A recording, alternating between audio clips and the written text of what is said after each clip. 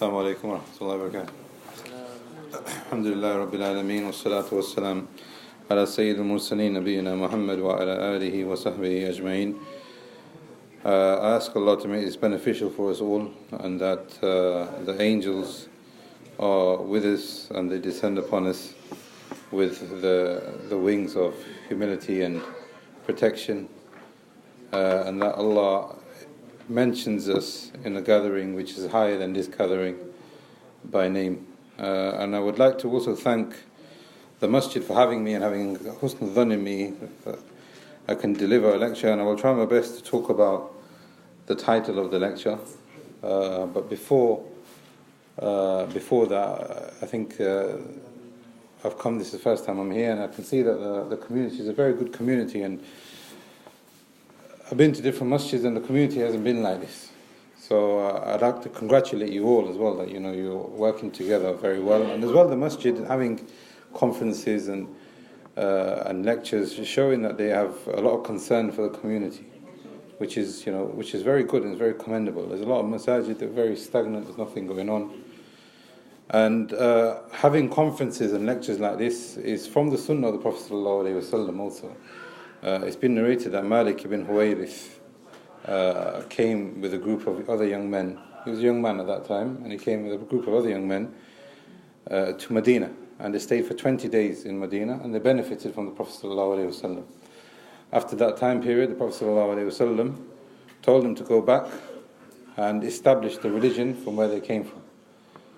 So our Sheikh Salih Shithri has mentioned this on several occasions, that this is the precedence given to having conferences. They've come, they've benefited for a period of time, maybe it's just one subject, and then they go back and benefit their own people. And also the Prophet ﷺ in the hadith where he gathered his companions after Salatul Fajr, and they spent all day until Isha, the hadith says, talking about the Ashrat as-Sa'a and the description of the Jahl and the things that will happen towards the end of time. So this is again precedence in the Sunnah that you can spend a lot of time in the masjid, dars after dars, between salawat, discussing important issues like this one. And the title of this lecture is the causes for divorce, or in Arabic, asbab at-talaq. Now in English, a cause usually is followed by an effect. A cause is usually followed by an effect. If I spill this water, there's a cause and then there's an effect. In the Arabic language, or the Arabic definition given by the scholars of the Usuliyun and the Fuqaha, is very similar to that. There is a cause and an effect, but they have a bit more of a broader definition as well. So they said, مَا يلزم من وجوده وجود المسبب ومن عدمه عدمه. What does this mean? It means that you can have a cause. If you have a cause, there will be an effect. But just because the cause is there doesn't necessarily mean the effect is there, if that makes sense. So in English we have cause and effect. I'll give you an example of this. Salat al-Dhuhr starts when the sun starts past the midday point and it starts going towards the west. That's when Salat al-Dhuhr kicks in. Obviously that's limited until the Salat al-Asr, but this is the beginning. So what makes it wajib for us to pray? The cause of the sun heading towards the west. There's a cause and there's an effect. The cause, the sun. The effect is we start praying Salat Dhuhr. But like we said, the definition within the fuqaha is a bit more broader than that. So just because the cause is there doesn't necessarily mean the effect will be there. So just because the sun is leaning towards the west now doesn't necessarily mean everyone will pray. Okay? Now the reason why I wanted to mention that is because it's very important, because just because we have some of the causes for talaq, it doesn't necessarily mean talaq will be there. So this talk is very, very important for us all, I would say. Not just people who are going through a rough patch in their marriage. I would say it's even for people who, before they even get married, it's very important for us all. And the asbab for talaq, or the causes for talaq, could be happening in your marriage and you don't even realize that it's happening. You don't even realize that it's happening. And this follows on from the definition that just because the cause is there doesn't necessarily mean the effect will be there. So if somebody is going through something the effect would be talaq, and that's quite clear, the cause is an effect. But the cause might be there, but the person subliminally might not know what he's going through. Talaq in the Arabic language means raf, means to lift something. And the scholars of the fuqaha have said that, is this your phone, bro? Is this storage? The scholars of the fuqaha have said that istilah, that talaq is when you hil min qayd al-nikah, when the contract of the nikah is lifted. So it's very similar in the meaning. So this is basically the definition of the two terms, causes of talaq. Now the talaq is something that belongs to the man, because he, by this definition, is the one who's entered into the nikah. He, by this definition, in hilm and qayd nikah, he is the one who is taken it upon himself to marry this woman. What does this contract mean? This contract means that he's going to look after her. He's going to be kind to her. He's going to live with her honorably. He's going to maintain her. He's going to give her tarbiyyah. He's going to have children with, etc. So he's the one who is proposing, and he's the one who is entering into this contract. And the Prophet ﷺ said, إِنَّمَا الطَّلَاقُ لِمَنْ أَخَذَ بِالسَّاقِ. And this is the hadith, and this is the meaning. That talaq is the one that is the right given to the one who has taken this contract. So this is the definition of talaq, and this is who it belongs to. It belongs to the man. Now there's a problem that appears within Western society today, and they say that talaq within Islam is a male monopoly. Men use marriage to fulfill their own desires, and when they don't want her, she gets divorced. And this is, spreading inequality, it's fulfilling desires, and even some of them claim that the Prophet ﷺ had so many wives because of this. He just wanted to fulfill his desires, he wanted to do whatever he wanted to do, and then talaq. And unfortunately, it has been abused. We can't shy away from the fact that it has been abused. But this doesn't necessarily mean that this is what Islam teaches about talaq. So how do we know that talaq is not a male monopoly?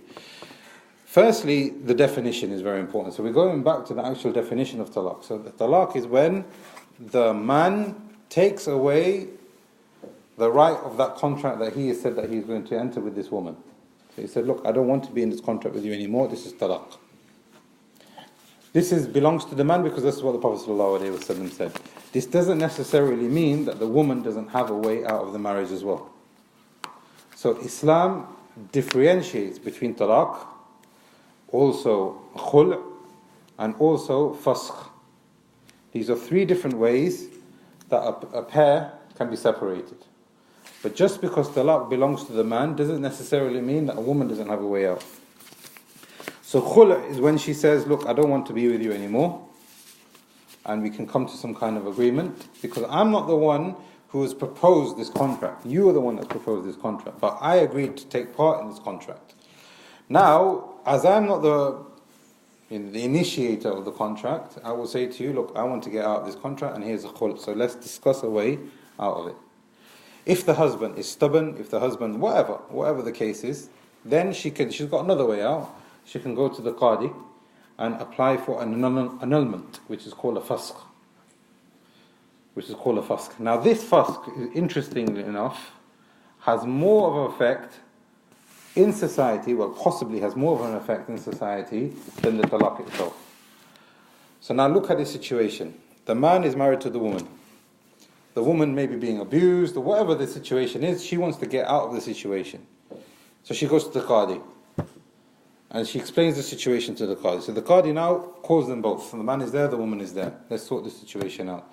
The man is being stubborn. A lot of the times, the man doesn't even show up. So the qadi is talking to the woman. What is the issue?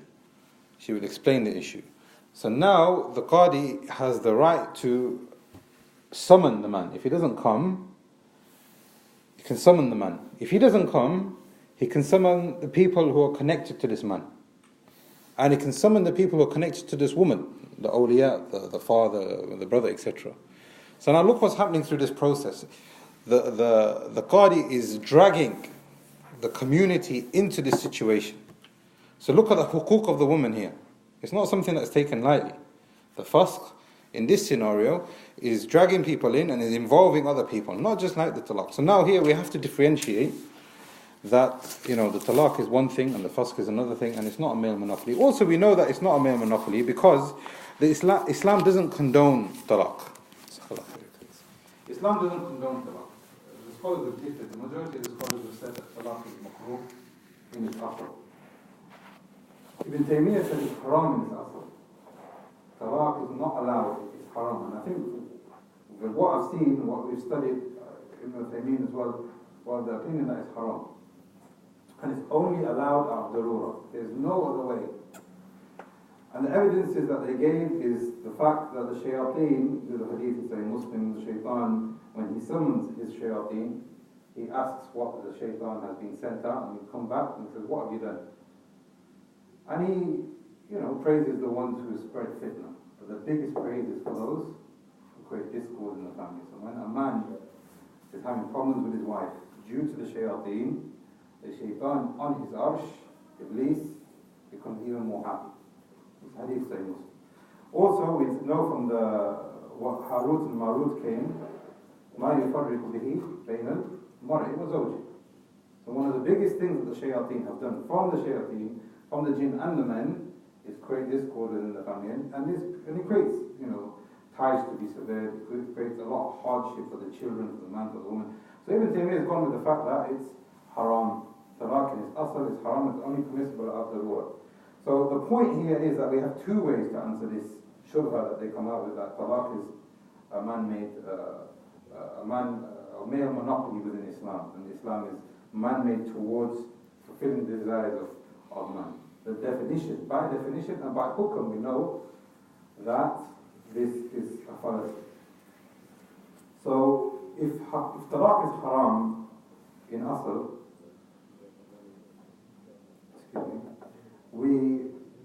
the opposite meaning of this is that marriage is very, very important within the Sharia.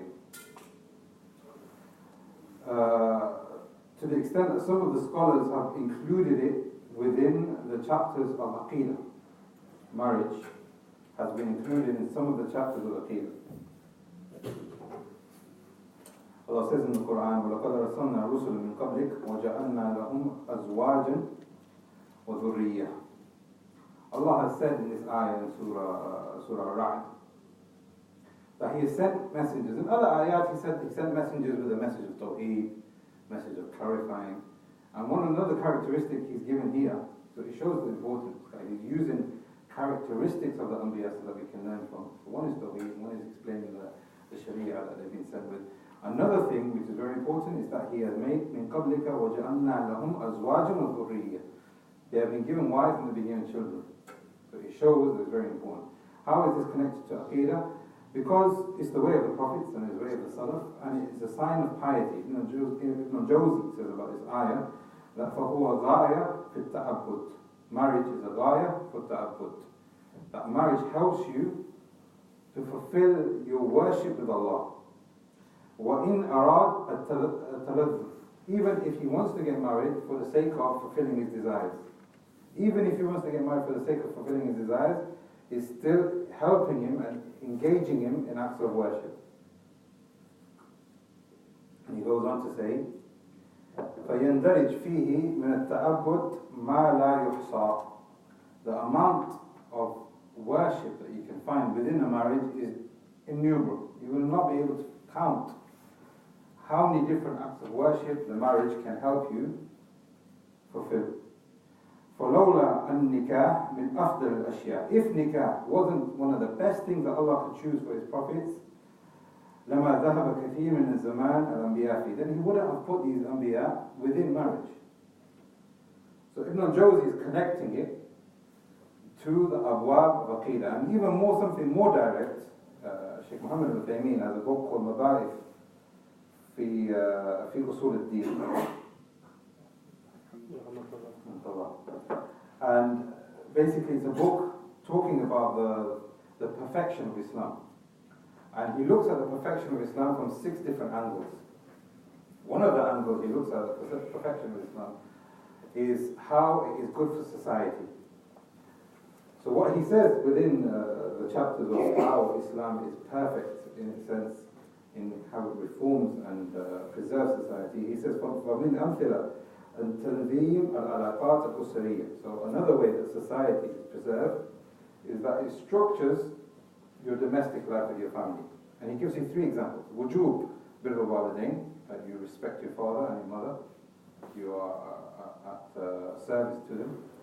وجوب صلة الرحم, this is creating a wholesome environment. But the other thing that he said, and this is much more specific because it's talking about an everyday domestic relationship that you have, تنظيم العلاقات الزوجية. It organizes your life with your spouse. حيث رتب الإسلام للنكاح حدودا. It has given you boundaries within your marriage. وفي حقوق مبنية على الحكمة. All of these rights that you give to each other, these obligations that you have towards each other, has a profound wisdom in it. والإتقان وعدم الفوضى. It is perfection. It is the opposite or prevention from any kind of chaos occurring within society. So from this we know that Aqidah, marriage is very, very important, and it's been included within the abwab of Aqidah. So now before we talk about Talaq and how Talaq occurs and on these different things that are connected to the topic that we have here, we have to understand the Islamic model of what marriage actually is. Because if we don't understand this, we will not understand Talaq. And if we won't understand Talaq, then we won't understand what leads to Talaq. So the Islamic model of marriage has 3 main phases. The first phase is Tarbiyyah. So your marriage, your perception towards marriage actually starts when you are very, very young. As soon as you can comprehend that this is a man and this is a woman, this is a father and this is his role and this is a woman and that's her role, that's when marriage starts for you. Not when you become an adult or not when you actually engage in that nikah. Why? Because Tarbiyyah is very, very important. If this child is not brought on Tawheed, on Eman and Ibadah and Akhlaq and doesn't have positive role models, what's going to happen when he gets older? He's just going to replicate the broken home that he's come from, whether it's broken physically, whether the father is not known or the mother is not known, or spiritually. And then what he's going to do is just going to replicate that in his own house. And this is happening, unfortunately. And we're not talking about people worshipping idols. I mean, this is quite clear. If you say to your son, this is an idol worship, he'll reject that. But what's happening is much worse than that. We have, for example, an everyday example that Muslims will find, even within the masjid, where you have a spider and he has superpowers to bite a man, and that man gets the qualities of a lord to the extent where he can morph himself into a spider, and he has extra powers more than that he has of other men, and he can do things that spiders can do as well as being a man. How is that not shirk? How is that not taking the quality of rububiyyah and creation of Allah that belongs just to Allah, as if He is the Khaliq and He is the Creator, and giving it to a spider and morphing that within a man? Another example, a bat. I don't know the story, but a bat, having some kind of relationship with a bat and a man. Another clearer example is where a man can see through walls and he's all-seeing. And with his eyesight, he can heat up things. And he can hear things that other people can't hear. And he can fly and he can be in 2 places at once. And if he wanted, he could pick up this whole building. How is that not shirk? How is that not taking rububiyyah and applying it to the creation of Allah? This is what's happening in our homes. Now, I'm not trying to say that if you watch these superheroes and you watch these movies, you'll end up in talaq. And that's not the point. The point here is there's a lack of tarbiyyah. And this tarbiyyah makes people shallow. It takes the iman away, it takes the ta'abbud, the ubudiyyah away, like Ibn Jawzi was saying, and it just makes them shallow. And all they will do is, if you get something which is, it's got a lot of colours, it's got a lot of fancy music and things like that, doesn't matter how old you are. You could be a very pious person, you could be a very small child, Bani Adam will stare at it. This is the way we've been created. You flash something in front of Bani Adam, you will just stare at it, and you will be amazed by it. And then what happens to your Iman? Your Iman just decreases. And if your Iman is decreasing when you're a child, or it's not even been developed, and when you get older, this is the kind of connection you have towards movies and music and stuff like that, and fake role models, all based upon weak Iman and shirk, then what kind of a husband will you be? What kind of a father will you be? There's another one which is a stark comparison between what happened at the time of the Prophet and what happened in society today. The Prophet ﷺ liberated Makkah. There was a god called Uzza. I think we all had Uzza. Now, Uzza was a tree. And people used to go to that tree and they used to intercede with that tree, or istighatha, when they needed something, they used to go to that tree. Uzza, give me a child. Uzza, give me money. Uzza, take away from me any kind of hardship that I'm facing, etc.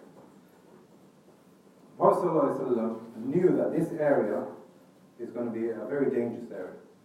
So he sent Khalid bin Walid, we all know who Khalid bin Walid is, to go to that tree and to chop it down. It's going to be a very dangerous mission, because there's going to be people there from the shayateen that are going to be physically defending that place. So you have to go there and you have to chop that tree down. This is your mission. But there's going to be some confrontation. You have to expect that. When he went there, what did he find? He found the shayateen in the shape of black women who were naked.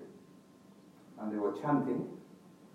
And some of the narrations say that they were moving in different ways around the tree, chanting messages again across to the people who are coming to worship. Now if you look at society today, where do we find this? On our phones and music. Our shabab, our children are enchanted by this. So the point here is that this is basically what's going on. It's going on a Tarbiyyah level. This is the stage 1 level, where the shabab are having this kind of Tarbiyyah. Tarbiyyah is not strong enough based on Tawheed and Iman and worship of Allah. Then you're only setting the child up for failure when it comes to his marriage. To the extent that if the child later on wants to get married, some of the scholars have said that the wali himself is not allowed to be a fasiq. If he's a fasiq, the wali, then he moves on to somebody else. And the fasiq here is somebody who is not able to make the right decision. He doesn't have rushd, and he's not adl. He's not just. So he has some sins, he has some weakness, etc. So the point here is, within this house, if we have children who have not been brought up properly, and they have parents who are not, taking Islam seriously enough, what's going to happen when they actually do go through the motions, put him through his nikah, he gets married, then what's going to happen? Obviously, he's setting himself up. This is stage 1. Sorry. Stage 2 is when he becomes an adult. What kind of an adult will he become? So now it's possible that a person has bad tarbiyyah. Some of us, not even Muslims, some of us have really bad tarbiyyah when we were young. But it's possible that when you become an adult, things change. Allah guides you. But Allah says in Surah Fatir that there's 3 types of adults. When you become an adult, you fall into one of these 3, and you cannot be in any other way. The first one, Allah says, ظَالِمٌ لِنَفْسِهِ. ظَالِمٌ لِنَفْسِهِ is that he is oppressing himself with sins. But he is happy with the sins. If you say, stop doing zina, stop doing incest, come to the masjid, stop this level of kufr and shirk that you're not worshipping Allah. He doesn't want to know. ظَالِمٌ لِنَفْسِهِ. This is the worst kind of category that Allah says. Obviously there's degrees within that. The most extreme would be the person who has no iman at all, complete kufr. The second one is where Allah describes them as being muqtasid. They have good deeds, but they have bad deeds. And the only weakness that they have is, the only time when they don't practice is when they know of their own weakness or their own negligence. If you say to him, "Akhi, come to the masjid and pray salah." When was the last time you prayed salah? "Akhi, I'm sorry, I need to improve, I really want to improve, I need to stop smoking, I need to stop drugs," all of that. He actually wants to, but he's weak. And then the third type is where the person is forthcoming with a lot of goodness. Sabiqun fil khayrat. Allah says these are the 3 types of people in Surah Bakr. The first one, zalim nafs. The other one, muqtasid, and the other one is sabiq khayrat. Now, the sabiq khairat, that's not here what we're talking about, because inshallah, as the talk goes on, we will see that these people are those who respect the Sharia, and they have a good, wholesome family.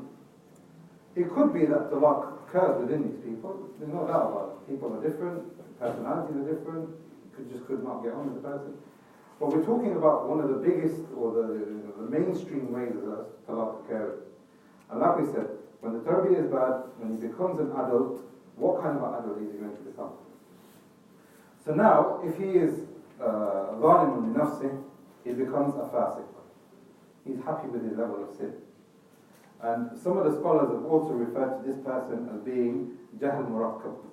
He's a Jahl murakkab, as in he has no knowledge, but he might think that what he's doing is okay. He's not really bothered. And the ulama have said that this kind of person is not allowed to get married. You're not allowed to marry to this kind of person.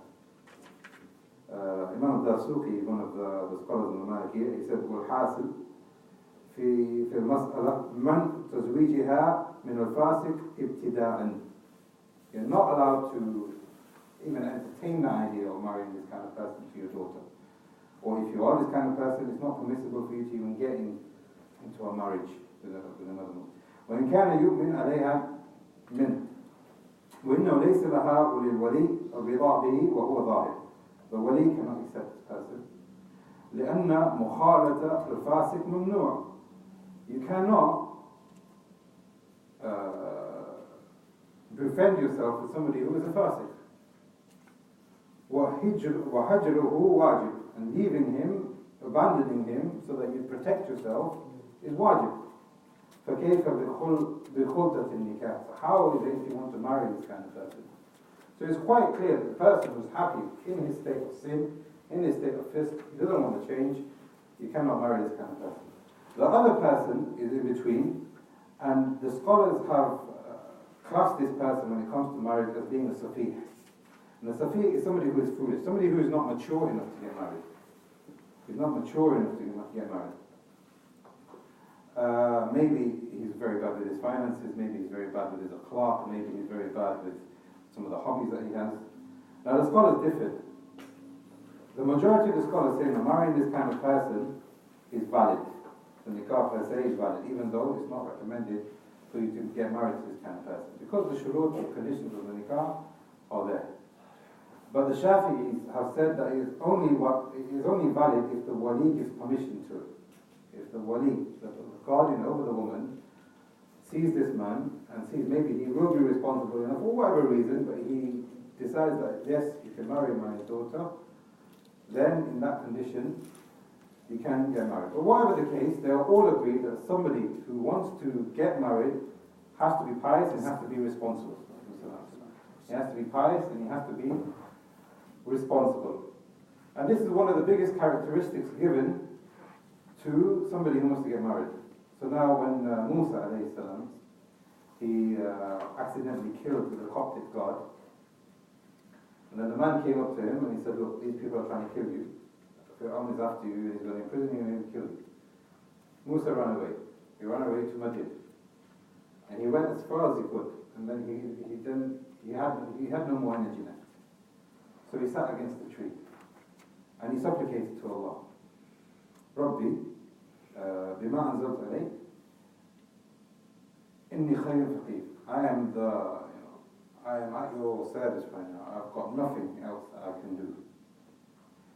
In the same ayah, and some of the scholars say that there is no gap here. The next line starts with Fajaa. He made the dua, and straight after dua, fa.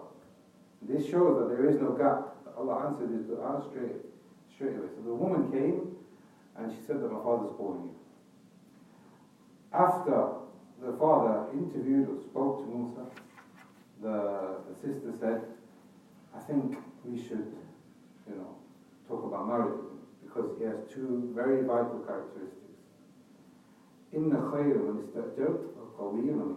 The most responsible person, or the best person that you can have to get employed to, get married to, is that he is qawi and he is amin. He's qawi, he is able, he is responsible, he has the ability to get married. And Amin, he is trustworthy. He is responsible. Or rather, responsible. He is responsible. So not only is he responsible, but he is able to be a good husband. It could be that a person is trustworthy, but he doesn't have the ability to be a good husband. And the other way around, maybe he is somebody who is very good, but he's not very trustworthy. These are the two characteristics given to a husband. And Prophet ﷺ has described, the kind of the partner that you should be looking for. When he's talking about men, Prophet ﷺ said, إِذَا جَاءَكُمْ مَنْ تَرْضَوْنَ دِينَهُ وَخُلُقَهُ. If somebody comes to you and you're happy with his religion and his akhlaq, فَزَوِّجُوهُ. Then marry him to your daughter or to the person that you are guardian over. إِلَّا تَفْعَلُوا تَكُنْ فِتْنَةٌ فِي الْأَرْضِ وَفَسَادٌ كَبِيرٌ. If you don't do this, then the society will be corrupted. Imagine if the men who are eligible to get married, who is trustworthy, he is strong and he's trustworthy, but you don't marry them. What's going to happen to society? You're going to have a lot of bachelors and you're going to have a lot of sisters, and there's just going to be fitna. This is about the men. When he's talking about the women, in the well-known hadith, تُنْكِحُ الْمَرْأَةِ لِأَرْبَعَ. A woman is married for 4 different characteristics. لِمَالِهَا, maybe she is rich. وَحَسَبِهَا, maybe she has a good lineage. وَلِجَمَالِهَا, maybe she is beautiful and this is what pleases you. وَلِدِينِهَا, or maybe she is very, very practicing. And the Prophet ﷺ said, فَاظْفَرْ بِذَاتِ الدِّينِ تَرِبَتْ يَدَاكَ. Choose the person who is practicing upon the religion, lest that your marriage doesn't fail, or lest that you don't end up regretting this decision. So now we can see that the man has qualities and the woman has qualities, but the qualities are holistically that they are pious and they are responsible. So this is the second stage of what an Islamic model of marriage looks like. First, he has good tarbiyyah. Secondly, he becomes a good adult. Now imagine, you have good tarbiyyah. You become a responsible adult. You get married to somebody else another person who is responsible. 2 responsible adults get together and they have children. So now this whole house is very, very wholesome. It's built upon Tawheed, Iman, Taqwa, Ibadah. Imagine if your neighbors did that, and then their neighbors did that, and then your whole street did that, and then your whole neighborhood did that, and then your whole community did that, and then the whole ummah did that. What would happen?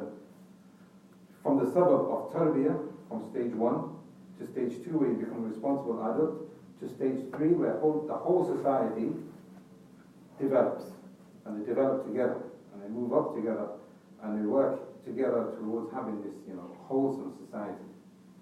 This is the Islamic model, and this is why Islam is perfect in its sense. But if we were to follow it, then we'd find this perfection. And that's why the scholars have included it within the Abwab of Aqidah. But it's very important to understand this model, and it's very important that we have this introduction, because I know the previous conference you had was about marriage, and this is about Talaq. But we really have to understand this as an introduction. And this introduction in itself removes a lot of shubuhat that we are facing as Muslims. One of the shubuhat that we face is the issue of sexuality. Why can't a man be with another man? Why can't a woman be with another woman? Why can't a man be with a child? I'm sure we'll come. Why can't a man be with an animal? If nobody's being harmed, if there's consent, what is the reason? If we understand the Islamic model is that we don't get married solely for the sake of desires. It's permissible for you to safeguard yourself, to be chaste, but the holistic or the general objective of marriage is that we have tarbiyyah within society.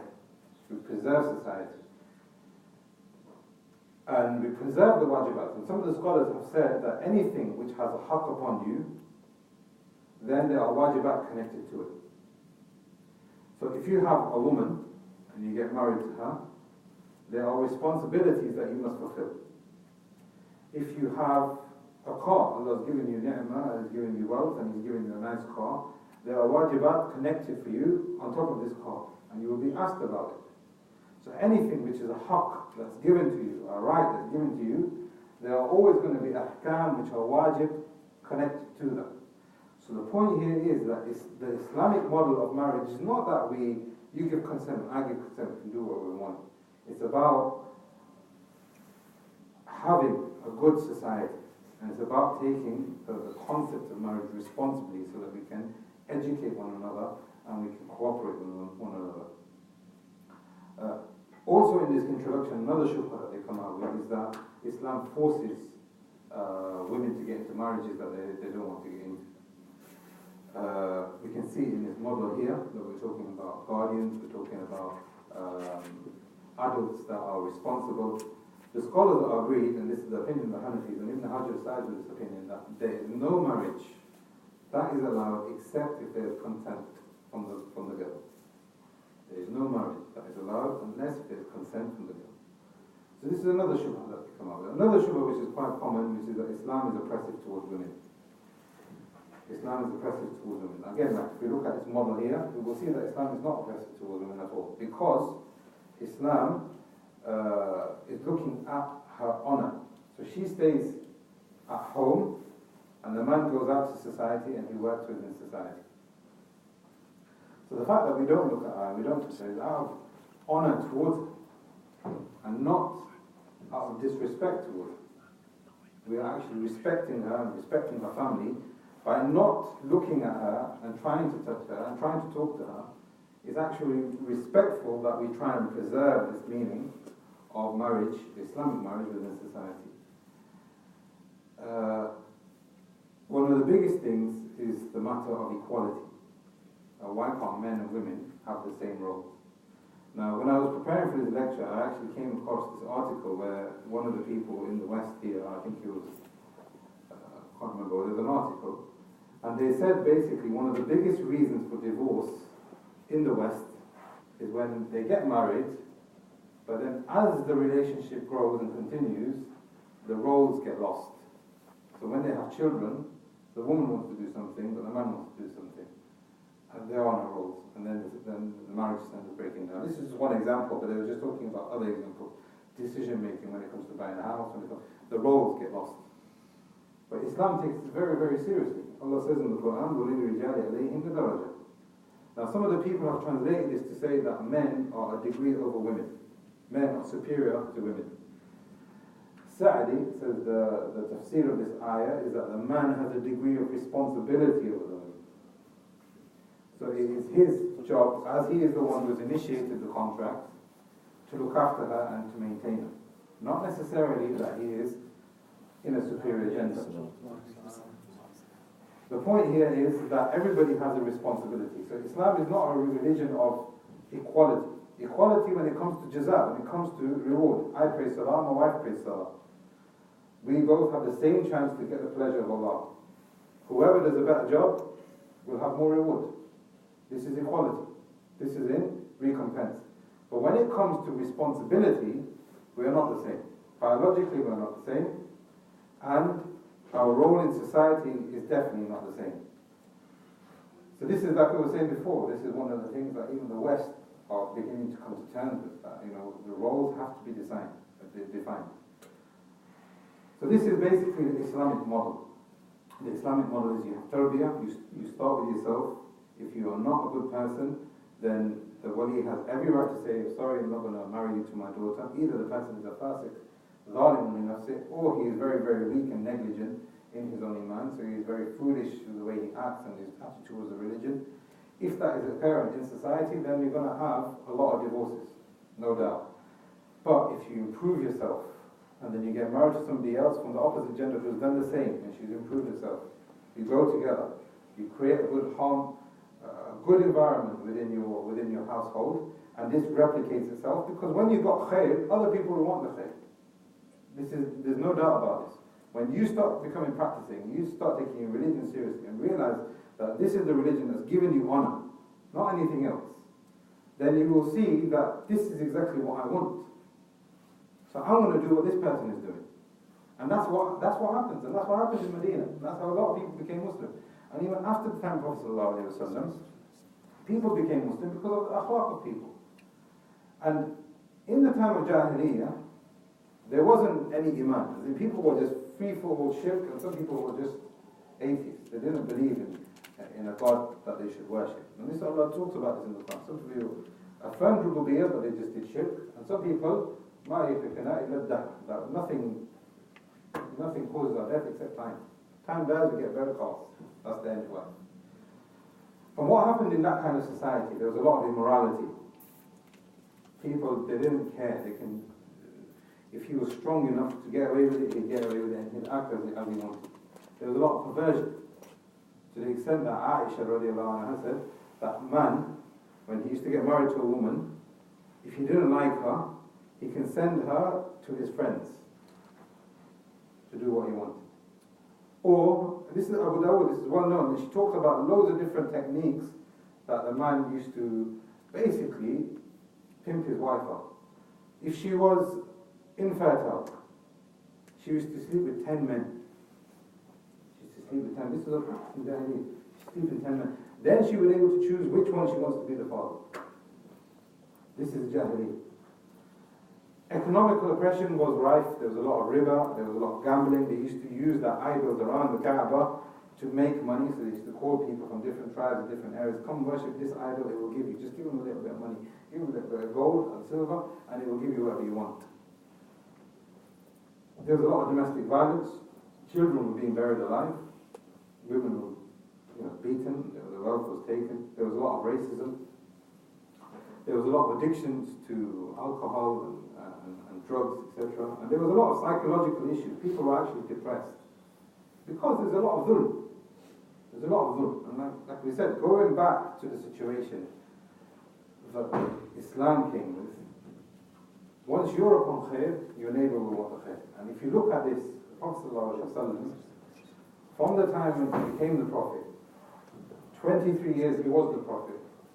30 years after that we had the Khulafa Rashidun. In 50 years, the whole world changed.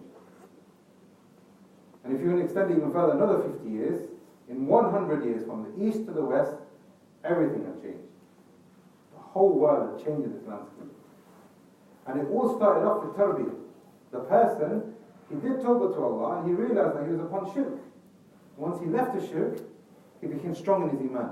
When he became strong in his Iman, the woman became strong in her Iman. Then they got married. They had pious children. Now you can look here now for us, in 100 years what's happened. In 100 years, loads of things have changed.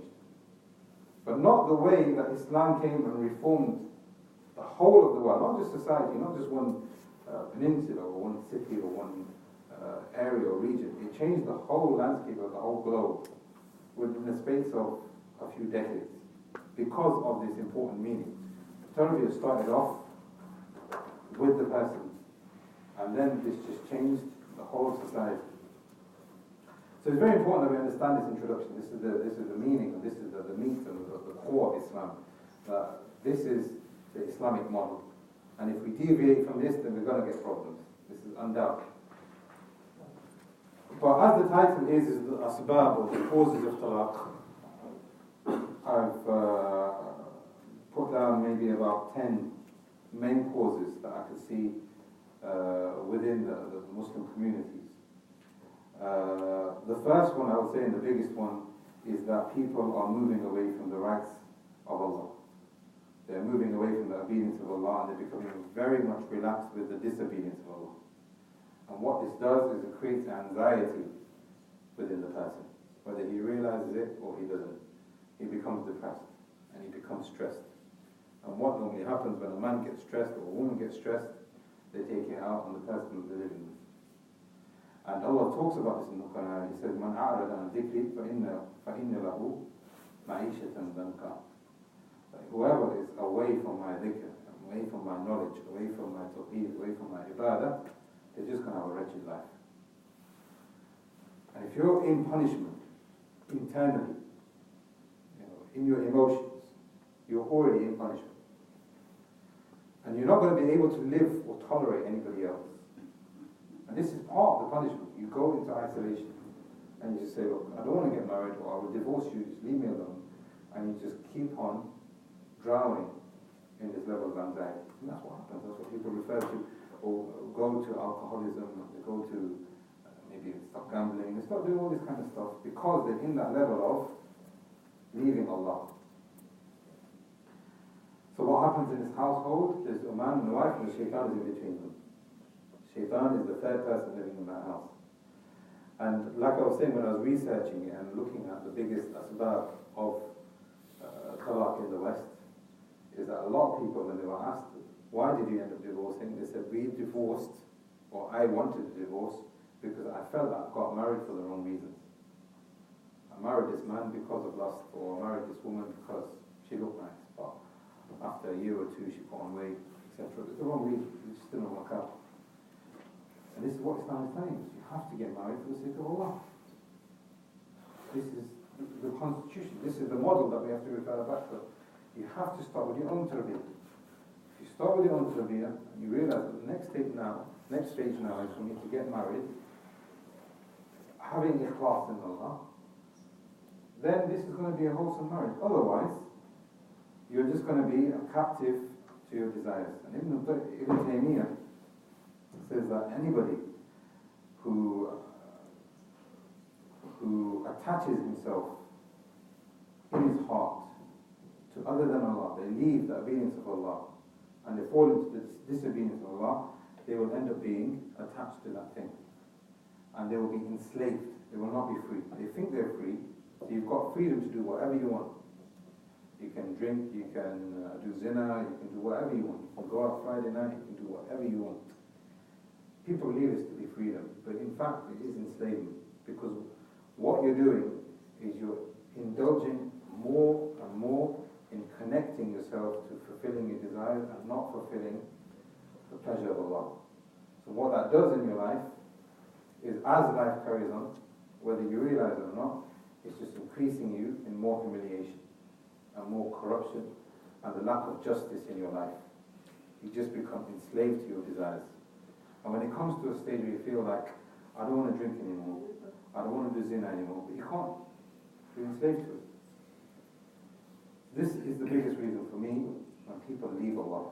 When they leave Allah, they get captive to their own desires. When they get captive to their own desires, then nothing else matters. Even your wife won't matter. And this will just obviously end up leading in talaq. The second thing is, I think this applies to everybody as well. And another internal cause is thoughts. Ibn al-Qayyim says in Kitab al-Ruh that every single kind of corruption that happens on earth starts off with a bad thought. Every kind of corruption on earth starts off with a bad thought. So that's why Allah says in the Quran, Surah Hujurat, اجتنبوا كثير من الظن. Leave all kinds of bad thoughts. Leave all kinds of bad thoughts. What happens is when you have a bad thought, whether it's about your spouse, or whether it's about another brother, or whether it's about yourself, or whether it's about Rabbul Alameen, what happens is your tongue will then start moving. So you have a bad thought about a brother, you're biting your tongue, you're biting. Eventually, you're going to start doing Gheerah, or you're going to start insulting your spouse, or you're going to start questioning the existence of Allah. Bad thoughts. You don't nip that bad thought in the bud. You don't try to do rectification of that bad thought. You don't try to fight that bad thought. It will grow. It will be like a tumor. Once you start talking, then you will start acting. The bad thought really leads to actions, your tongue moving, and your speech, and then that speech will lead to actions. What will happen is it can lead to violence, it can lead to total boycott of people. It can lead to lots of bad things. But the point here is that this is the step, this is the procedure that you go through. Bad thoughts is the key to all kinds of shar, and it leads to all kinds of corruption and dishonesty and enmity and resentment within the situation in our lives, and this is one of them when it comes to talaq. Another cause is Jahl. And we talked about the state of the ignorant person getting into marriage. Either he is dhalimun li nafsihi, he is happy with his state of fisq and his state of sin, or he is happy with his state of weakness. He knows he needs to pray, but inshallah make dua. That kind of thing. This person is Jahl. When you get this kind of person into a marriage and it leads to divorce, then there is no surprise. Because he is not respecting himself and he's not respecting the framework that we've talked about before. And Ibn al-Qayyim says, ignorance is a disease. If you let the disease continue, again it becomes a tumor. And the only way you can stop this ignorance and the cure is ilaj, is ilm. So you need to go back to the framework that Allah has given. Now, if you look at the Quran, there are whole surahs which talk about the framework that we just talked about. Tarbiyyah, and then getting married and preserving that tarbiyyah with each other and having a good wholesome house, and then affecting society based on that good tarbiyyah. Allah talks about Surah Nisa. Whole of Surah Nisa is talking about the rights of the woman and the household. And within that, Allah talks about nifaq. Within that, Allah talks about inheritance. Within that, Allah talks about salat. Within that, Allah talks about even jihad. There's so many different rights connected to this framework that we've talked about, and these all different variables and components which make up this framework. Also, the second juz of the Quran, Surah Bakr, is talking about civil issues. It's talking about Talaq, it talks about the rights of women, it talks about menses. Nearly the whole juz is talking about this framework, it's talking about marriage. There's Surah Talaq, there's Surah Tahrim. Some of the scholars have said that this is one surah, because the sabab is the same. And then an issue occurred with Prophet ﷺ and Aisha and Hafsa. There was an issue in the house of the Prophet ﷺ. To the extent the Prophet ﷺ swore that he's not going to speak to any of his wives for 1 month. This actually occurred. To the extent that Umar radiallahu anhu went to the Prophet because he feared that he had divorced his daughter Hafsa. That's what the rumor was. So he went looking for the Prophet ﷺ. And he said, Ya Rasulullah, have you divorced my daughter, Hafsa? And the Prophet ﷺ was on the verge of doing that, and Jibreel came down and he said, she is going to be your wife in Jannah. This is indication, obviously, that he cannot divorce her. The point here is that there is a Surah Talaq and there is Surah Tahrim which talk about the framework that we have talked about. There's Surah Ahzab, there's Surah Nur, there are loads of different surahs, loads of different ayat, loads of different variables mentioned within these surahs which talk about the framework that we've talked about.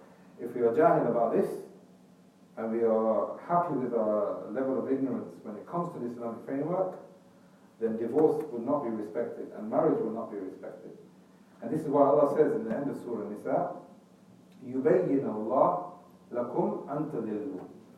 Everything, this is the last ayah of Surah Nisa, everything that has come in Surah Nisa has been explained to you so that you don't go astray. And Nisa, your rights towards Nisa, your rights towards marriage, everything has been explained. Inheritance, everything has been explained so that you can preserve your marriage. The fourth cause, and out of 8, inshallah, is the lack of protectiveness towards women. And this is rife in society, and unfortunately, we can see this happening. The woman and the man both go to work. The children are in school. The man goes out to work, the woman goes out to work. How does the woman go out to work? Obviously, she dresses in the most beautiful of ways, in a presentable way, maybe not glamorous, but she looks nice. She smells nice. She puts makeup on. And she goes to the workplace. Who's in the workplace? Obviously, are the men. This is quite typical. I'm not trying to say that this is what's happening in the Ummah. I have good thoughts for our sisters and our mothers. But this is typically what's happening in the West and even in Muslim countries now, unfortunately. She goes out and she mixes in this environment. What does she do? This is the first day, this is the second day. There's a level of, respectfulness between the genders, etc. She comes home, husband's tired, wife is tired. Who's going to make the dinner? Again, like we said, the roles are lost. But appearance-wise, she puts her pajamas on, she takes the makeup off, and she just wants to relax. Maybe get takeaway or whatever. What's happened here? She's making herself beautiful for the men outside, but for the husband or for the father, it's the opposite. He gets the short straw. He gets nothing. So then what happens? What does he do? He wants to call his wife. He wants her to look good for him. She's too tired.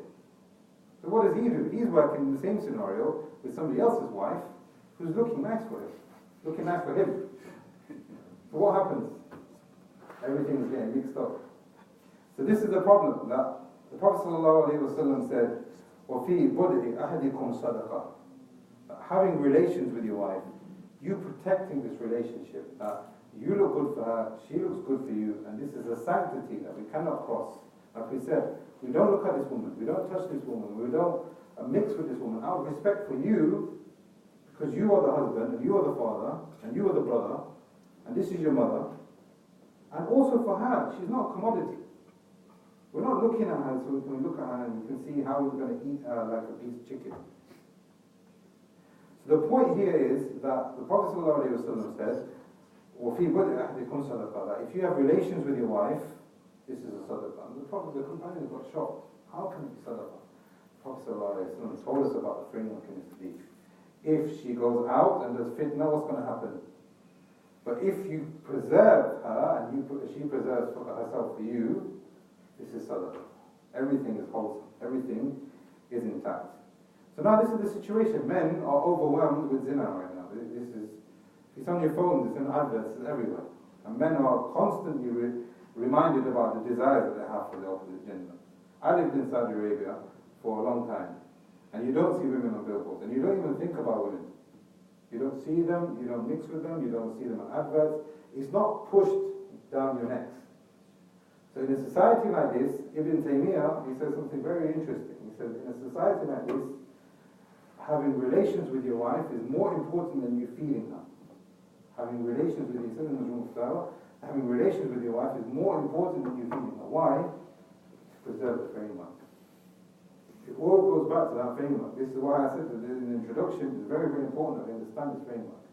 Not only does the framework provide for us the correct understanding as to what Islam says when it comes to Sharia, not only does it refute the shubahat that people have come out about Islam, perhaps those shubahat have come because we ourselves are not protecting that framework, but also that framework is very, very important because if we don't preserve that framework, it's just going to lead to corruption.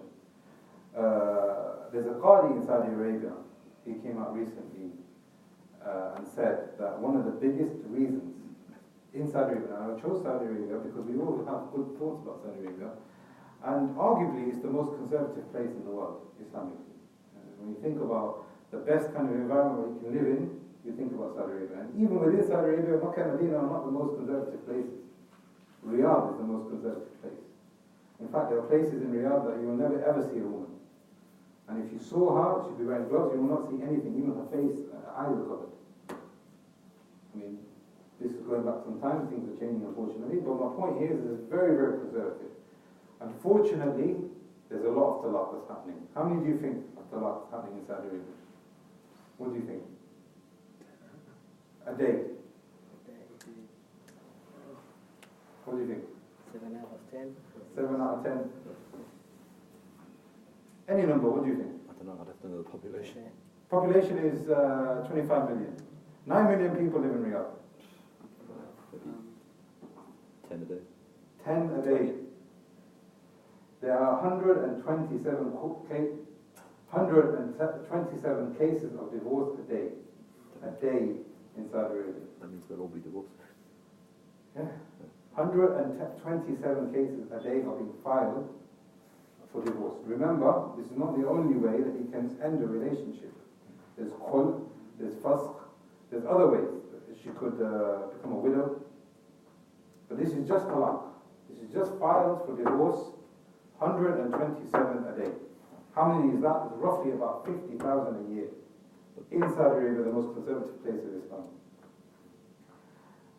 And when he was asked, what is the biggest factor when it comes to talaq? What is the biggest cause? He said, women and their free reign with social media. Women and their free reign with social media. Now, I didn't know this about Saudi Arabia, but social media and women are a very bad mix in Saudi Arabia. And I'm not trying to say this to disrespect the women there or disrespect the country. I'm just giving this as an example, and I'm saying that this is not exclusive for them either. Women do very bad things on social media in Saudi Arabia. And those bad things, I'm not just talking about talking or disrespecting their husband or disrespecting men in general, this feminist idea. I'm not talking about that. I'm talking about things that I think you probably can imagine. They will do this on social media. Now, he's saying that this is one of the biggest factors of social problems in social media, where a man has an account and a woman has an account, and there's mixing that's going on. There's a lack of jealousy for the woman. Maybe the husband knows, maybe the husband doesn't know. She's not respecting herself. The man man, if he does know, he is not respecting her. There's no Gheerah in this relationship, and the woman is being exploited. And like we said before, in this example, cause number 4, the exploitation of the woman. She's looking good for other people, but she's not looking good for her husband. The framework has been lost. The sense of Tarbiyyah in the household, you trusting each other and being there for one another has been lost. She wants to be there for somebody else, and he wants to be there looking for someone else. Another cause is the lack of manners within a relationship. If a man lacks good manners, or if a woman lacks good manners, that's only going to bring a breakdown of communication. So the woman won't be able to speak to him, and the man will be able to speak to her. The goals will be lost, the openness will be lost, the feelings and the emotions for one another will be lost. And the Prophet ﷺ said in 2 different hadith that those people who have good manners will be the best in the dunya and they will be the best in the akhirah. If you have manners in the dunya, the Prophet ﷺ said, خَيْرُكُمْ خَيْرُكُمْ لِأَهْلِكَ وَأَنَا خَيْرُكُمْ لِأَهْلِي. The best of you in society are those who have good manners towards your family. And I am the one who can exemplify that for you. I am the best towards my family. This is in the dunya. But in the akhirah, the Prophet ﷺ said, أَهْلُ الْجَنَّةِ ثَلَاثَةٌ. There are 3 people that will enter Jannah, or 3 types of people that will enter Jannah. وَعَفِيفٌ مُتَعَفِّفٌ ذُو عِيَالٍ. A person who is kind and mannered to his family. A person who is kind and mannered to his family. So look at the virtues.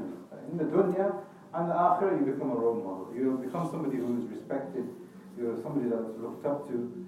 Because like we said, a lot of these people are going to move away from the framework. So they're getting divorced, or they're not happy in their marriage. So they're going to look at people who are well-mannered with the opposite gender. And they say, look at this guy, he's a really good husband. Or look at that sister, she's a really good wife. How can we be like these people? So this makes you from the best within society. And the jaza in the akhirah, because you're trying to preserve the sharia in the sense of marriage and in the sense of the society, you become of those who are lofty in their reward. Ibn Kathir talks about the manners of the Prophet ﷺ towards his wife. Because the Prophet ﷺ, he said, Yuda'ib ahla. He used to be soft with his family. وَيَتَلَطَّفْ بِهِمْ. And he used to be kind towards them. وَيُوَسِّعُهُمْ نَفَقًا. He used to spend on them. I mean, they don't say, why are you buying this? Why are you buying? Obviously, we're not talking about you being loose with your money. But he wasn't stingy either. وَيُضَاهِبْ نِسَاءَ. He used to make his wives laugh. And he used to laugh with them. And on one occasion, he said, حتى, to the extent, إِنَّهُ كَانَ يُسَابِقْ عَائِشَةَ أُمَّ الْمُؤْمِنِينَ. To the extent that he used to play and have races with her. He had races with her. Let's have a race from here to there. He's playing with his family. He's being nice with them. He's engaging with them. He's talking to them.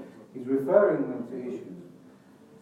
So this is the 5th issue. This is the 5th cause that we are losing the sense of love for the opposite gender, our wives. And the reason why is because we have become ill-mannered in ourselves and towards them. The 6th cause is magnifying the problems and not overlooking the bad that we think is there. We have to remember that shaitan is always going to be attacking us. And whatever looks good, he's going to say is bad. And whatever looks bad, he's going to say is good. If you see in your wife something, he's definitely going to come up to you and say, look at this woman. Why did you marry this woman?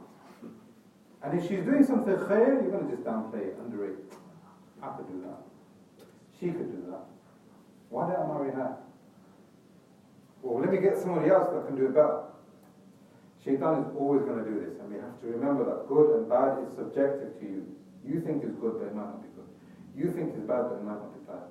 And then what that does is, unfortunately, is it creates a high level of expectation. And this usually happens from a man. So he comes home, why didn't you cook? Why didn't you clean? What's happening with the children's homework? What is happening with X, Y, and Z? All of these expectations are on top of that. So she tries to be a good wife and says, I'll sort it out, don't worry.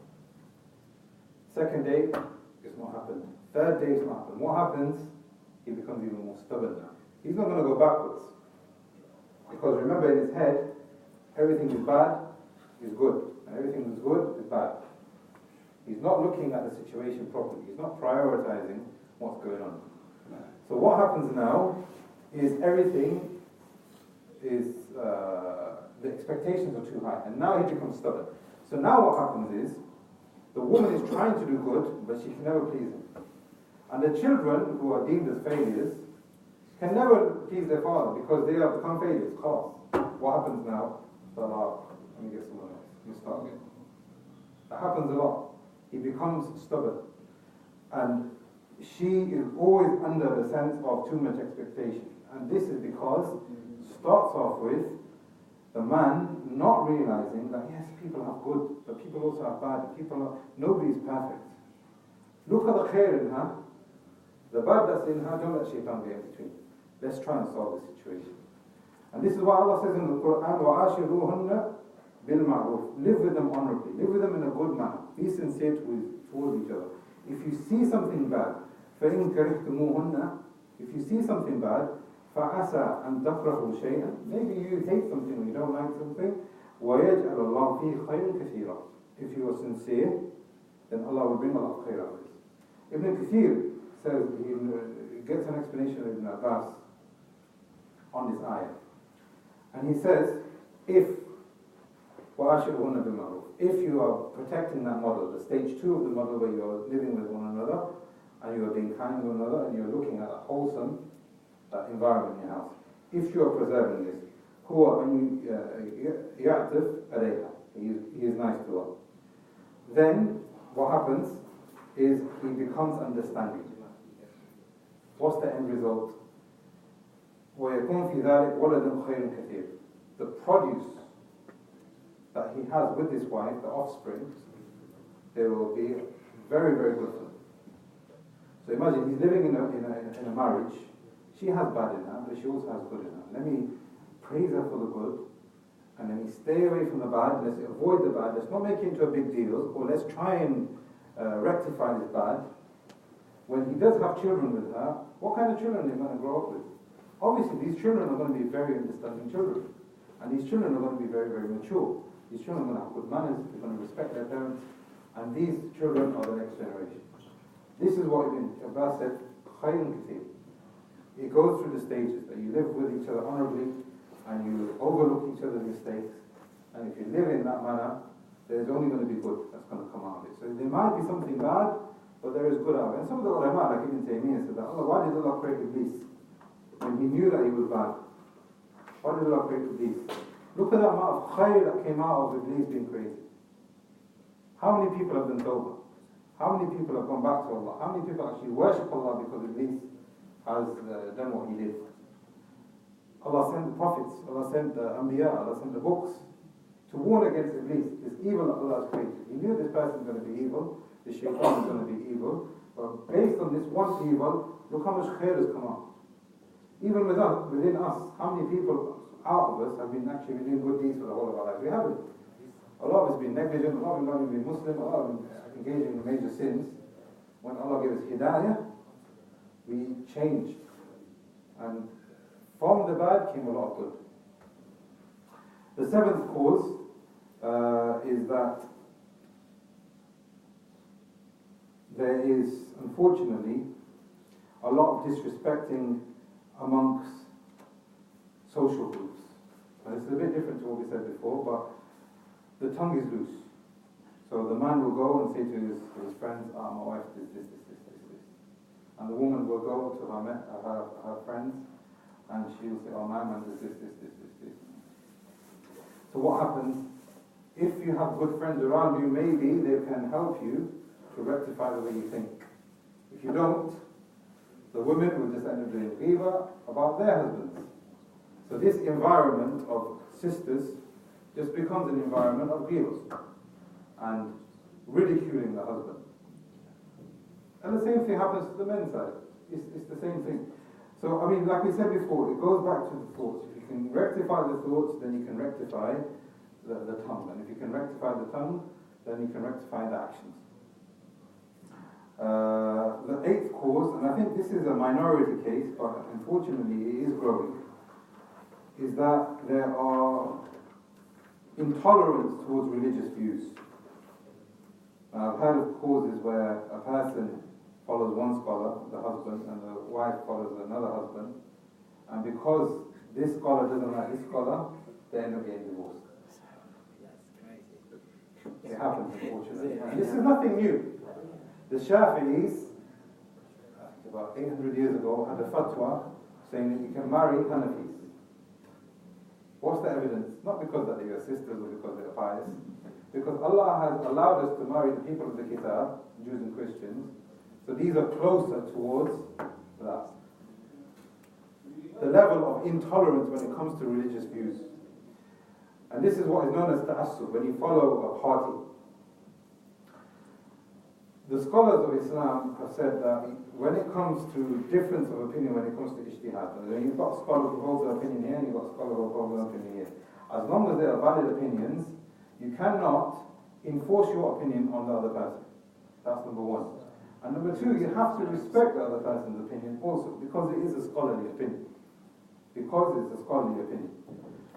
Now, I don't want to go into like how to deal with difference of opinions, etc. But this is a very, very big problem within society today, within marriages, and within brotherhood as well. They don't know how to deal with issues within the scope of difference of opinion. And Ibn Qudama says in Al-Mughni that the man can prevent the wife from visiting her own mother because he has more right over her in this issue. Especially if he feels that going to the mother will cause some kind of corruption. But he says at the end of this that there is a difference of opinion, etc. And she wants to follow her mother, and he wants to have a good framework and preserve that framework that we were talking about. But Ibn Qudama ends all of this in saying that Allah has enjoined us to live with each other honorably. So we have to look at what both parties want, so that we can cater for our needs within the marriage. Not that the ijtihad or the opinions become a source of conflict. And unfortunately, this is happening. Not within just Salafiyah, people who, for example, we find this quite often as well, a sister gets married, they weren't very practicing, to a brother who wasn't very practicing, but now she becomes very practicing and he's not practicing. Or she becomes Salafi and he's still not Salafi. There's a lot of difference of, scenarios that's going on when it comes to religious views. But what we are calling for here now, not that, you sacrifice your Aqidah or you sacrifice your core manhaj. What we're talking about here is when there's something which is tolerable and you can work with each other, then we need to work with each other, even if your opinion is something else. The ninth cause is where egos and stubbornness gets involved. Like we were saying before, there are too many expectations. The man, he's not soft enough, the man is not understanding, the sister is very relaxed, maybe. Egos come involved. Or she's very opinionated. There's an incident that happened between one of the Salaf, his name was Salim ibn Abdullah. He got married and he invited people to come to his wedding. And Abu Ayyub al-Ansari, he came and he found that the walls had sheet over them. He came to the house and he found water. Now at that time, the scholars, the Salaf found that as a form of extravagance. Right now it's become regular. We have wallpaper. It's the closest thing. At that time they saw wallpaper or rugs on the wall as a form of extravagance. And they said that this is makruh. Because you're wasting wealth. Why do you need to put a rug on the wall? That makes no sense. So the father of Salim, his name is Abdullah, he said that my wife has overpowered me in this decision. I listened to that and I said, Abu Ayyub left the house and he said, I will not eat your food from this again, from a man who has been overpowered by his wife. The point here is not that he's become, that he's not being tolerant towards the wife's decisions. That's not the point. The point here is that the woman has become overpowering over the man. Her ego has got greater than the sanctity of the marriage. When this happens, either the man becomes too soft and the framework is broken, or it leads to divorce. The roles get lost, or it leads to divorce. And there's an incident that one of our mashayikh said that there was a man who got married to a woman, and this was in Kuwait, and it was recently as well. He got married to a woman. Everything was happy, they're getting on just fine. Wedding night comes, from before the marriage, the negotiations each other. They get married. In the hotel room on the first night of marriage, he goes to her, and this is an actual story. He goes to her, can you get me some milk? I want to make a cup of tea for myself. Can you get me some milk for me? She said, no, I'm not getting it for you. It's just a cup, it's just some milk just from the fridge, please. Can you just get it for me? I'm not going to get yourself. It's just that. Just asking for some milk. Can you just please get me the milk? And it became an issue. Wallahi, it became an issue. The way the Shaykh was saying it. And then he tells her, what is wrong with you, woman? I just want the milk. Can you get it for me, please? She goes, look, when I was growing up, I never got the milk even from my father. How can I get it for you? We have servants, we have slaves, we have servants, we have people working, we have maids. Why am I going to get the milk? Get it for yourself. On the first night, they got divorced over a cup of milk. This is what the Shaykh said.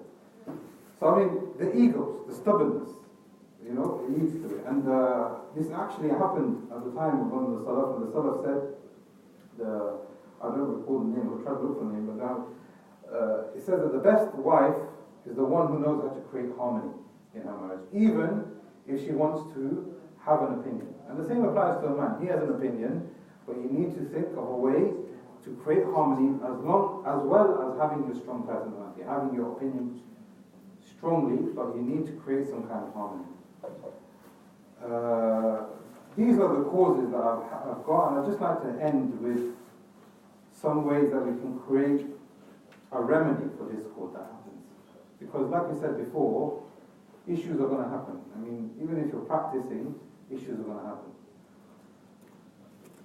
Usually, if a person is practicing enough, and he can understand all the things that we've already talked about, inshallah, issue will happen. For example, Abdullah, the wife of Imam Ahmad, she goes, I was married to him for 30 years and we never had an argument. 30 years, we never disagreed on one issue, let alone an argument. So 30 years, we never even had a disagreement, let alone a fight. So the point here is that you're going to get people that live in that kind of realm, but you're going to have people who are practicing, they get very opinionated, or there are other issues that come up. So how can we rectify the situation? The first thing is that we have to remember that we have ikhlas towards one another. We have ikhlas towards one another. The Prophet ﷺ described one of the women of Jannah, is that if she has a disagreement with her husband, she says to her husband, she takes his hand.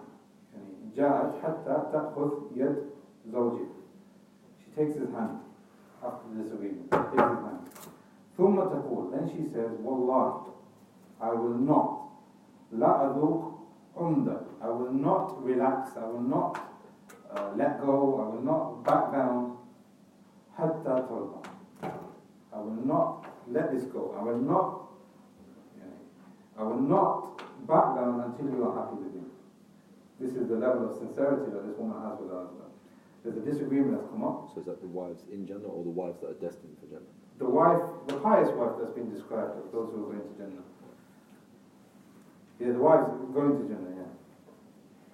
Some of the scholars have said that obviously this is talking about the wife, and it's not talking about the husband, but both genders are referred to here, because the man is the one who generally gets angry, and is the one who initiates the argument generally. So that's why the woman is generally softer in her nature. So that's why this hadith is talking about the woman grabbing the hand. But it's applicable to both genders. So sincerity is a very, very important key factor here. And when we are trying to seek reconciliation, or trying to seek some kind of rectification within discord that might happen in the marriage, we have to be sincere. We have to remind ourselves of sincerity. But then Allah says, وَاللَّاتِ تَخَافُونَ نُشُوزَهُنَّ. When you fear discord between a man or a woman, the first thing you do, فَعِذُهُنَّ. First thing you do is you open dialogue. You try to seek some kind of reconciliation. This might involve sacrifice. Because Allah, the Prophet ﷺ said, مَنْ تَوَادَعَ لِلَّهِ. Whoever makes himself humble in front of Allah, رَفَعَ اللَّهُ. Allah increases him in honor. The more you become humble and become hardened, Allah increases you. So it's about sacrifice.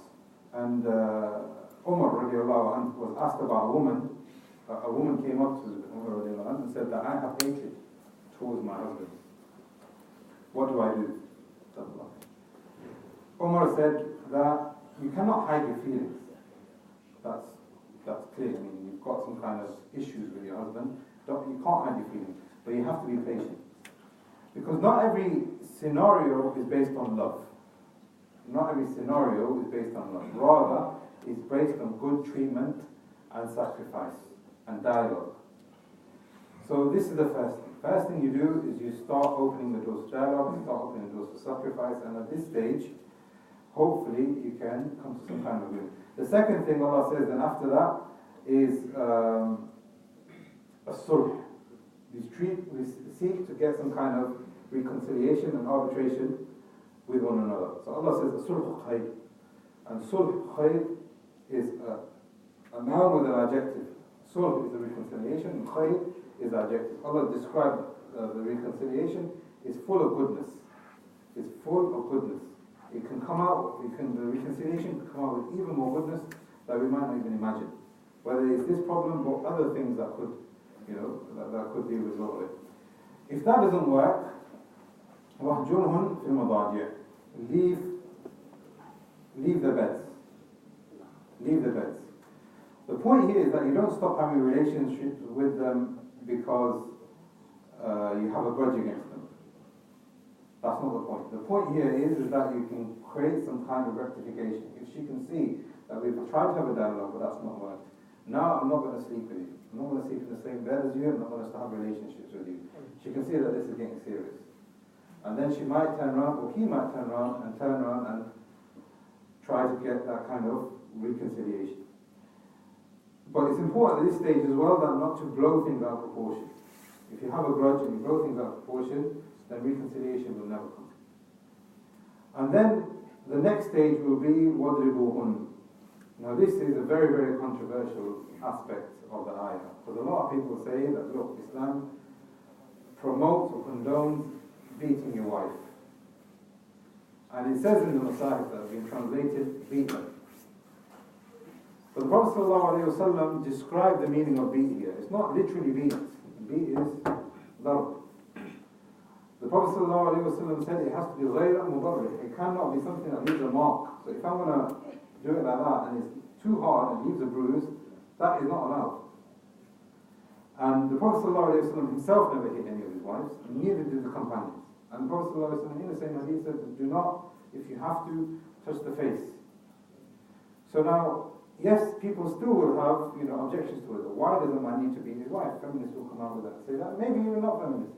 Maybe it's a valid objection. Why does a man need to beat his wife for the marriage to be healthy? We will say that the translation of this is not correct. It doesn't mean beat. It means a physical push or a shove. A physical push or a shove. Again, to signal or symbolize that this is the next stage. Not that you're allowed to hit. Because the majority of the scholars are saying that you are not allowed to hit based on your emotions, and you are not allowed to hit unless if there is genuine discord that's going on. This is the majority of the scholars. The Hanafi scholars have said that you are only allowed to shove, we call it shove because it's not hit, on 4 scenarios. If one of these 4 have been met. The first one is if that she is doing something which is not fulfilling her duties in the marriage. Another way is if she is not responding to you when you call her to the bedroom. Another way where it will be allowed is when she is going out dressed inappropriately. So again, what we're going to do is we're going to have dialogue. Sister or my wife, you need to dress properly. If she doesn't do that, then you try and seek some of these arbitrations or reconciliation somehow. Alright, okay, you don't want to wear black, let's try a different colour. Or let's try a different style. And this is very important as well also, because a lot of sisters and a lot of the kuffar as well believe that a woman has to be dressed in a certain way in Islam. It has to be black, it has to be cut. That's not the case. Ibn Uthaymeen was asked, what is the ruling on wearing shalwar kameez, as in what the Pakistani, what Indian people wear? Top and bottom, maybe you've seen it. It's not an abaya, it's not jilbab. What is the ruling on this? And he says, as long as it's covering her body and it's covering her limbs, then this is allowed. Because this is what the Sharia is condoning this for. However, if it's against the customs, now if you're asking me in Saudi Arabia, shall the Saudi women dress like them, then I would say no, because it's going against the customs and it's going to be a source of fitna for people. But as long as she is dressed appropriately within the context of the customs, then it's fine. And this is something I think we need to understand as brothers and sisters here, that the woman is not requested to wear black, and she is not requested to dress in a very rigid way. As long as she's covering her charms and she's covering her shape, and she's not going out there and being appealing to the opposite sex by just looking at her, then she is covering her honor. It has to be designed for women though, because you know, like you got a shirt and a blouse is basically a shirt, but a blouse is made for a woman. Of course. It can't be like a man's. No, it has to be a woman's. That's right. Because we can't. There are shurut, like you said, that it has to be thick enough. It can't be. I was talking more because like tight enough. Men can't dress like women. Women can't dress like men. That's nothing. You can't imitate the opposite gender. You cannot imitate the immoral people. There's about 8 or 9 shurut that the scholars have said when it comes to hijab. Anything out of this, then it's fine. It can't be smelling nice. It can't be pleasing in itself. So there are shurut. But the point here is that customarily, if she's covering herself and she's not a source of fitna, then it's fine, inshallah. So this is the third reason, or the third way that shoving would be allowed with the Hanafis. And another way is that if she's not preserving her own personal hygiene, she's not looking after herself properly. The point here is that shoving, not hitting, shoving is allowed only in certain scenarios. Not that you go there and you hit. That's not the point. The point is not that you can emotionally damage her, to physically harm her. That's not the point. The point here is when you go through this stage, we've been through stages here already. And these stages could be lasting for a lengthy period of time. You get to this stage and you just say, look, sort it out. Literally just like that. It becomes a physical stage now, a literal physical contact stage, not that you hit. If you get to this stage and still there is no reconciliation, then talaq, like we said, is allowed out of the rule, like we said before, that it's only wajib, or it's only permissible, mubah, out of necessity. Even then, after the man says talaq to his wife, there is a period of 3 menstrual cycles for him to change his mind and go back to the framework that we were talking about. This is known as the iddah period. That still counts as one talaq, even if he goes back to her within the 3 months. As in yes, okay. yes. According to correct opinion, if he does talaq, if he issues the talaq, and he takes her back within the iddah period, which is 3 menstrual cycles, that's considered as 1 strike. What they used to do in the time of Jahiliyyah is a man used to get married to a woman and he used to divorce her. And then what he used to do again afterwards when he wanted, do you want to get married to me again? She said yes, and then divorce her. And she used to get passed around and all of these things. So some of the scholars have said that the reason why the iddah has been prescribed is A, to preserve that framework that we talked about, so that the man got 3 menstrual cycles, so he's got 3 months over to think about the situation and try and preserve that framework, but also to stop any kind of emotional heartache from both sides, so it limits it, so she doesn't get passed around, and he doesn't get attached to her and divorced her again, attached to her again. So inshallah, this is the conclusion. I would say that the biggest thing that we can say from all of this is that the asbab of talaq, the causes of talaq, come about when people don't understand that framework. And if people are ignorant of that framework and they don't give respect to the Sharia, then you will not benefit from it. A sheikh comes from Saudi Arabia and nobody sits with him. Why? Because they don't give honor, or they don't give the estimation to the ilm. If you're not going to give estimation to the ilm, if you're not going to give estimation to the masahib, then you're not going to benefit from it. The only amount of benefit that you're going to get is the amount of estimation you give to it, the amount of virtue and credit that you give to it. So if we can preserve this idea of the Islamic framework of nikah, then we will see that talaq will not occur in our societies.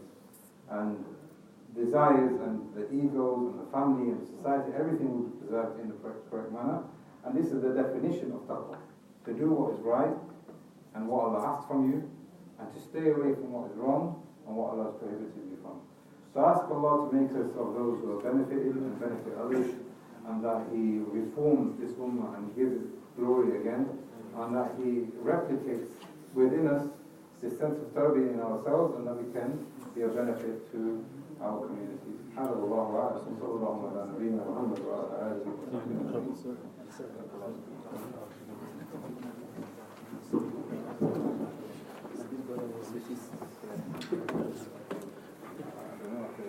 الله أكبر الله أكبر الله أكبر الله أكبر أشهد أن لا إله إلا الله أشهد أن لا إله إلا الله أشهد أن محمدا